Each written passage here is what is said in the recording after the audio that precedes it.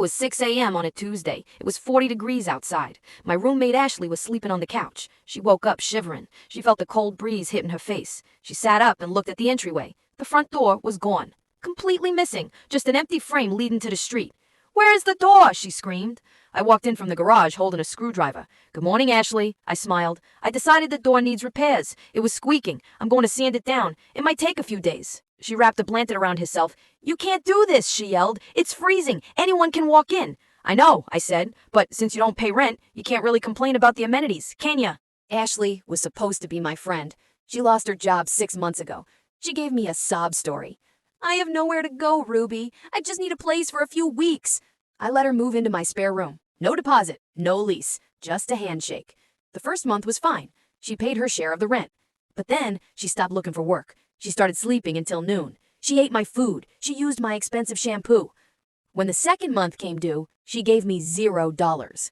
"I'm a little short," she said. "I'll pay you double next month." I believed her, because I am an idiot. Month 3 arrived, still no money. But she came home with new shopping bags, new clothes, expensive makeup. I confronted her in the kitchen. "Ashley, you have money for clothes, but not for rent? I need you to move out by Friday." She laughed at me, a cold, calculating laugh. "I'm not moving out," she said. "I have lived here for 30 days. That makes me a tenant. You have to formally evict me. It takes 90 days in this state. I looked it up. I have squatters' rights."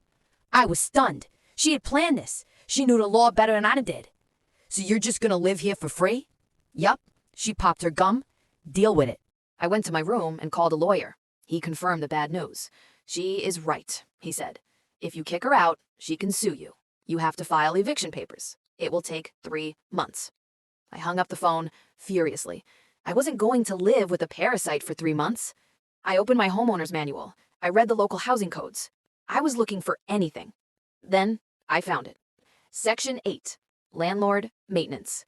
The landlord may perform emergency repairs to the structure of the home at any time without notice. It didn't say how long the repairs had to take.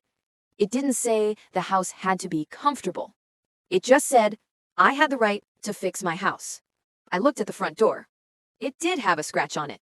It definitely needed to be refinished in the garage for a week. That brings us back to Tuesday morning. I took the door off the hinges. I carried it to the garage. I locked the garage. Then I left for work. I took my valuables with me. I left Ashley alone in a house with no front door. It was a safe neighborhood, but it was a cold neighborhood. She called me at 10 a.m.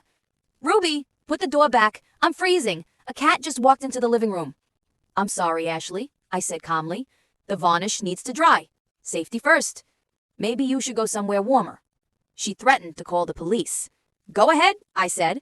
"I am the homeowner performing repairs. It is a civil matter." When I came home at 5 p.m., the house was freezing. It was 45 degrees inside. Ashley was sitting on her suitcase. Her bags were packed. "You are crazy," she said. "I am leaving. I can't live like this."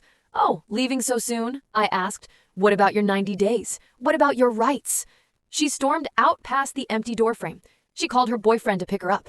As soon as her car drove away, I went to the garage, I grabbed the door, and I screwed it back on. It took me 10 minutes. I turned the heat up to 80 degrees. I sat on my couch with a glass of wine. The house was warm, the house was quiet, and most importantly, the house was mine again. She tried to badmouth me on Facebook. She called me a slumlord. I posted the photo of the open door with the caption, "Open house, vacancy filled." If you enjoyed this petty justice, you will love the next story. A bride kicked me out of her wedding. She said I was trying to upstage her, but she forgot I paid for the reception. Click the video on screen now to see how I canceled her dream day.